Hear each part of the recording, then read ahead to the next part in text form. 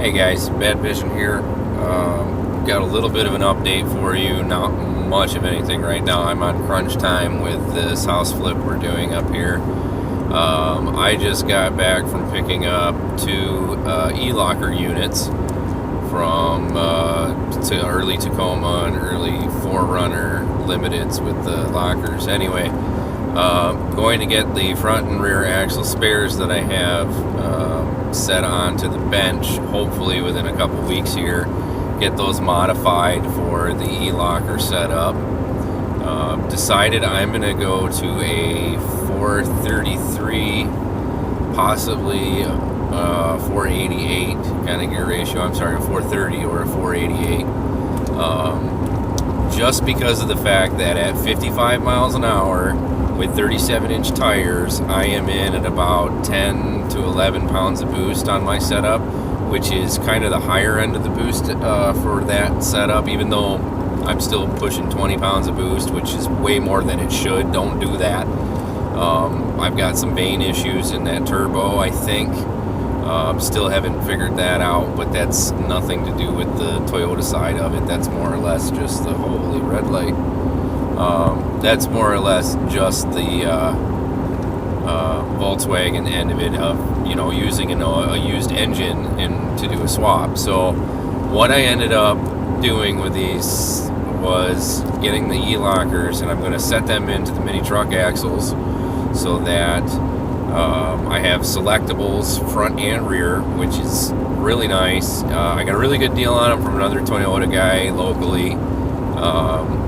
I know that when you put them into the front of the mini truck axle, that they can be in the way of the spring hanger and all that. And there's a lot of things that can be in the way and do stuff, but as far as what we've done so far with the TDI swap, it should be literally nothing to get that rolling. And I'm going to machine, I think I'm going to try and machine a mechanical device. I haven't decided yet. I'd like you guys' opinion if you've had an e-locker set up on an off-road truck, if you like to use the mechanical or if you like to wire the electrical side of it, because wiring the e-locker is not hard at all. It's just time-consuming process. But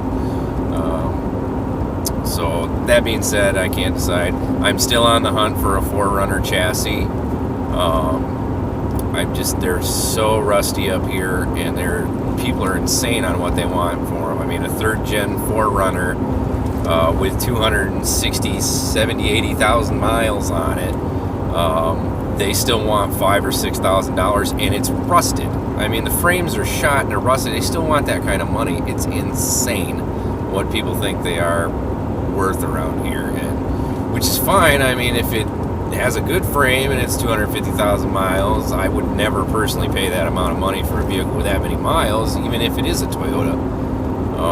There's got to be a reason people are getting rid of them, because if they had enough faith into them to run forever, they wouldn't be selling them. Anyway, still on the hunt for the body. Want to get that pickup cab off of there. It's just too crowded. I mean, I'm full of baby stuff right now. Like, we had our baby shower, and it's just, I gotta keep thinking, like, I've got to get something that's gonna fit everybody. So anyway, guys, e-lockers are coming on the setup.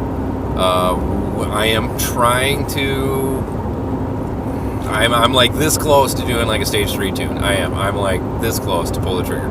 If I get this flip home done and I sell it, and I have that, when I do that, I have an easy summer. I've been just constantly working on this thing. Like, we're talking 16-hour days every day trying to get this thing on the market. Once it's either done and on market or it's sold, then it's go time on Toys and Fun Time, which is fishing season, which is off-roading and all that good stuff. So I want to do that, but I need to get to that point before I can update again. So I appreciate the people who have subscribed to me. I don't monetize my videos in any way, shape, or form.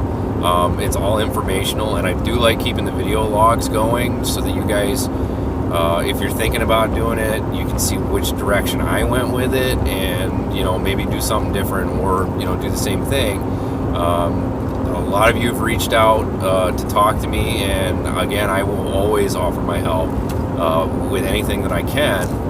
But I had a couple questions that were kind of funny to me because they asked me about a specific wire to a specific sensor. It's like, man, it's been almost a year since I did this thing. I don't remember where that goes. So I had to do a little re-up and went through my engine cabinet and went through everything, and I found a spot on my boost tube from the intercooler from the turbo that one of my hoses was almost falling off. Like, I'm running 20 pounds of boost because I've got either bad vanes or a bad turbo. 20 pounds of boost, how can it be bad, right? But anyway, so I found that, and then I noticed that my coolant pipe had been slowly sneaking up. Apparently, when I built that, I didn't build the burr for the clamp big enough, and it's been slowly pressurizing up. And what else? Let's see. Couple of loose wires that I forgot to cap off. I had one for my backup light, was just hanging in the breeze, getting all corroded, and it was, I tried to get this thing buttoned up as much as I could, but I was on a deadline. So now going back, I get to see all the things I'm going to do. So we got a new coolant pipe coming in. Wow, it is dark as shit. There we go. Pardon my language. So I got a new coolant pipe on the way. I had sent it out to my dad's shop to have all nice mandrel bends on his pipe to go a certain routing, because the old one was just 90-degree cuts, because I wanted to prove that it could be done in somebody's garage. Now I actually get to spend the time and money in making things nice, and I'm not going to go crazy nice on things. It's not going to be like polished stainless steel, but it's just going to be free-flowing mandrel now instead of 90-degree cuts. The 90 degrees worked. I mean, the truck didn't overheat, didn't have a problem with it. And anybody in their garage who's got a grinder or even one of those chop saws that cuts on a 90 degree, you can do that, or 222.5s, and you can make a nice kind of half curve. But the idea behind that was that anybody could do this in their garage, and I didn't use any of the CNC machines or anything crazy like that. The most I did was a welder, a drill, a grinder, electrical snips, vacuum pressure testing gauge, and I think that's pretty much it to do the TDI swap. I did use my pipe bender and all the other stuff for the bed and all the little custom things that I did. I used a lathe to make my driveline adapter flange. Trail Gear sells that flange, so and they're like $20. I mean, I would have bought it in a heartbeat, except for I was on a deadline to get that truck out of my dad's shop because he had a big project coming in. So it was faster for me to just build one out of a big chunk of round stock than it was to order one from Trail Gear. So you don't have to have a lathe if you just buy that $20 driveline spacer. So no big deal. Other than that, I think it's going to be a slow couple of weeks, and I know it's been slow, and I know I have not gotten the thing off-road. I feel like really bad. I try and get at least to drive it now once a week. Usually it's like a Sunday afternoon thing, just putter around town, go around the lake, and that's it.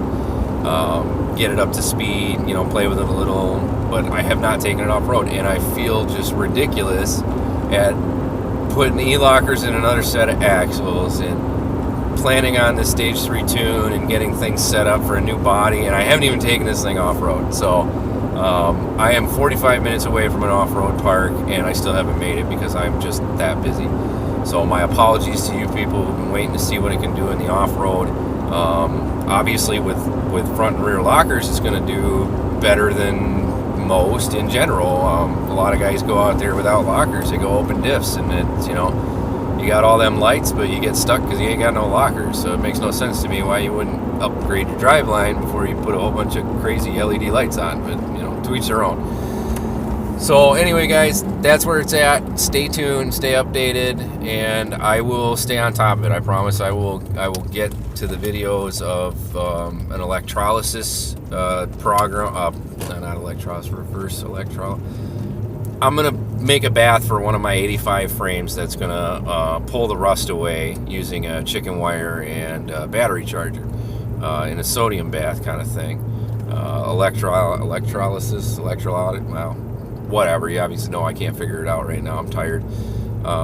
So that one is going to get a little bit newer of a Volkswagen engine. but I haven't decided what I want for a chassis yet on that.